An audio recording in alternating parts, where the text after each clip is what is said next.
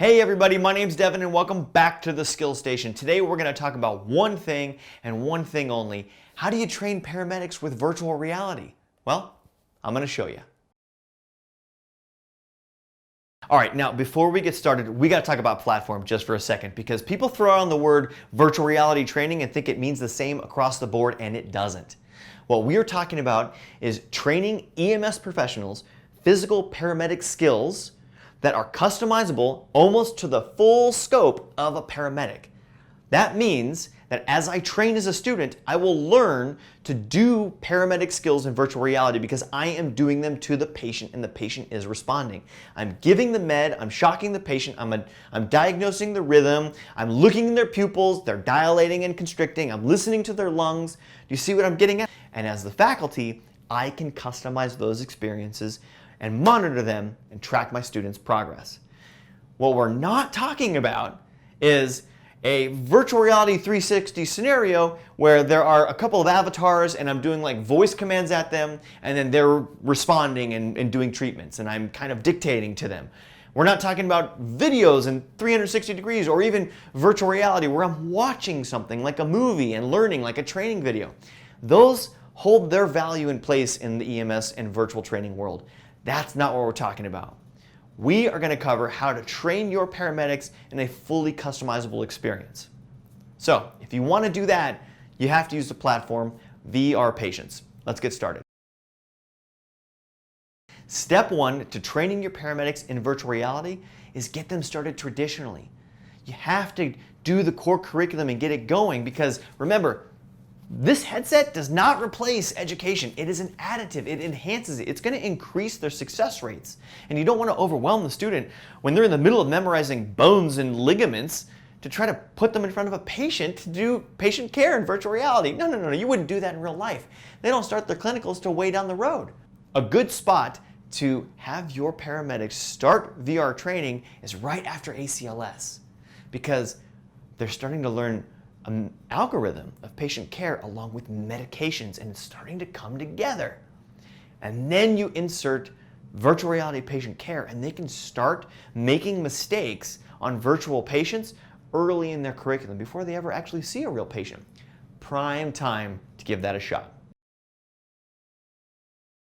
The second thing you need to know to train paramedics with virtual reality is how are they going to access the platforms? Accessibility. Your students have to be able to either put on a headset or access it through the web browser. Now VRpatients has a web browser version of the platform so students can actually log into their account, they can click and actually treat patients, give medications on the screen, and it will update to their profile. Or you can loan out headset devices and then they're at home and they put on the device. They're like, okay, the baby's been put down to sleep. Now I'm going to do some paramedic care in my office and practice. Before class tomorrow, I have an exam. Or maybe as an institution, you have headsets at your location and your students can come in for study time or for skill station time. They're going to go to school, put on the headset, and people can watch them on the screen and they're doing treatments and collaborating with each other. Now, I've already done a video on headsets in the Skill Station. It's called Getting Started with VR. It's episode 2, choosing the right headset. So for detailed information, go check that out. But just some brief notes. If you're going to check out headsets, you're probably going to go with the Oculus Quest 2 Enterprise version. And there's a yearly cost to that, so watch out. If you're going to have a VR station at your campus, you're probably going to want to do something like the HTC Vive Pro or Vive Pro 2, and you're going to need a pretty powerful computer for that, all right? As far as access goes, don't keep all of these headsets or your VR location on campus, whichever way you decide to go. Or maybe you're going to do both. Maybe you're going to loan out headsets and you're going to have a space on your site, on campus for students to practice in. No matter what you do, allow the students to access it. Don't put it under some lock and key so that way they need dean approval just so they can practice. That's not going to help them. Imagine if they were trying to learn their anatomy and physiology and some go-getter student decided to walk into the library because he's like, I'm going to do extra time. And the librarian was like, I'm sorry, that book is behind the lock and key. You can't get to it. It's too expensive. No, you got to be willing to let these things get dropped and let students practice with them, okay? They want to be paramedics. They don't want to steal your virtual reality headsets. So your headsets are accessible, students are checking them out, and your VR space is ready and students have access to it. They can go in. Awesome. When you do your local setup, make sure that it's 15 feet by 15 feet for the wired headset, or you can get a little wireless adapter. But either way, if it's at your institution, minimum 15 feet by 15 feet of safe space where, like, if they trip and fall, they're not going to hit the computer or run into a desk, okay? If your students are going to take the headsets home, let them know they don't work outside. They only work inside. So they're going to have to move their coffee tables out of the way in the living room or something like that and make some space, 15 by 15 if possible. Step number 3 to training your paramedics using virtual reality is build some scenarios, build a case.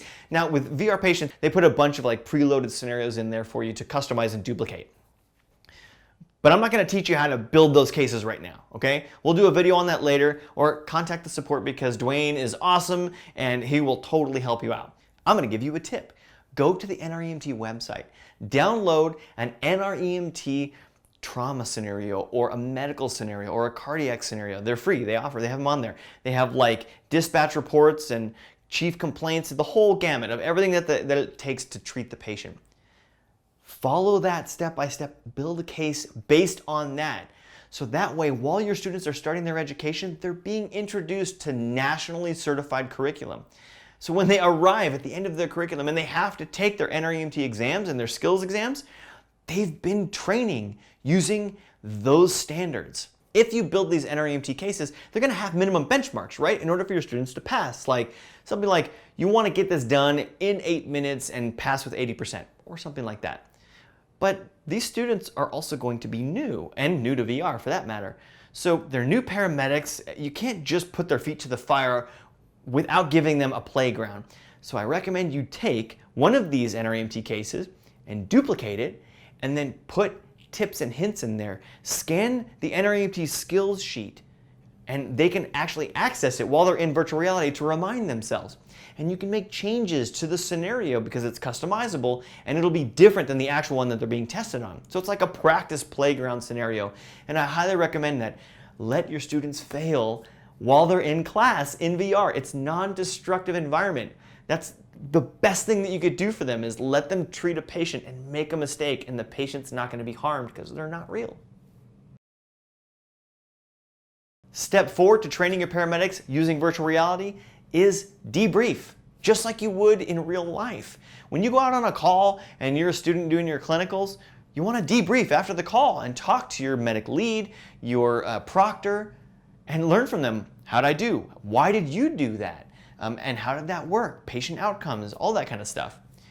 Do that with this virtual reality. Treat it like it's real clinical training, okay? So how do we do this? Well, if your students are taking their Oculus headsets at home, they can practice their scenarios and come back into class and bring their questions. You can assign that to them. Say, I want you guys to complete scenarios A, B, and C tonight, and next week we're going to talk about that, and come with questions. And then you do your debriefing. Or in class, the students come back in, they've practiced some scenarios, and you've got your faculty member at the head of class with a VR headset, and they've got the TV screen, and they pop into a scenario and they run the case while talking to the students and debriefing and talking to them about why they're doing certain things and how that worked. And then they can talk back and forth with the students, even bring up the student profiles and say, okay, it looks like student A, B, and C, you didn't quite hit the minimum benchmark. Let's talk about how that went. What were you thinking? Why didn't you treat that patient that certain way? Why did you give nitro instead of Narcan? Oh, because I'm learning my drugs, and they both start with N. Yeah, it's okay, you're a new student. So make sure you do your debriefs. Make sure you treat this like it's real clinical education, because it is. Step number 5 for training your paramedic students using virtual reality, and I've already talked about this, but I'm going to hit it again. Put your instructors in VR in front of the students. You can either record this and provide this to them, screen recordings in YouTube or something like that, or you could just do it live. But you gotta put your instructors through the platform for 2 reasons. One, they need to know what the students are going through. They need to be testing these scenarios and finding the pitfalls, because if you build a case, it's not gonna be perfect the first time. You're gonna learn the ups and downs and you're gonna make that awesome case. But your instructors have to be going through the platform. 2, if your students are watching the instructor through the platform, they can learn live while the instructor is doing it. And the instructor can explain why they did or did not take certain actions. They can even ask or quiz the whole class. while they're going through the scenario and say, all right, I've got a patient, their respiratory rate is 22. What do I do? What would you do? So put your instructors through VR. And the last step to training your paramedics in virtual reality is have fun. Make sure that you guys are having a good time. Think about this for a second. This is a wonderful opportunity to move in the direction of the entire industry that is heading towards competency-based training and gamification in education, and have a really good time learning to treat patients in virtual reality.